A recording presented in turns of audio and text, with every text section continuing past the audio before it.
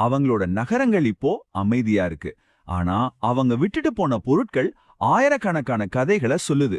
வாங்க அந்த பொருட்கள் வழியா அவங்களோட கலாச்சாரத்தையும் அன்றாட வாழ்க்கையையும் கொஞ்சம் எட்டி பார்ப்போம்.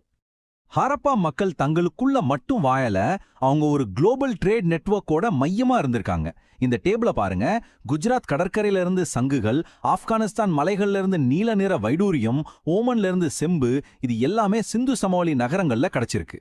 ஒரு பொருளை அதோட மூல இடத்துல இருந்து வாங்கி அதை ஒரு கலைப்பொருளா மாத்தி திரும்பவும் அதை ஏற்றுமதி செய்யற ஒரு சிக்கலான வர்த்தக அமைப்பா அவங்க வச்சிருந்தாங்க. இது அவங்களோட செல்வாக்கும் வியாபார தொடர்புகளும் எவ்வளவு தூரம் பரவி இருந்ததுங்கிறதுக்கு ஒரு தெளிவான சாட்சி.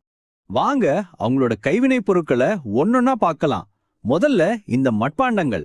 இதெல்லாம் சமையலுக்கு மட்டும் இல்ல, பளபளப்பான சிவப்பு நிறத்துல நுணுக்கமான கருப்பு வண்ண ஓவியங்களோட அரச இலை, மீன் செதில்கள், ஜாமெட்ரி டிசைன்ஸ்னு இது ஒவ்வொன்றும்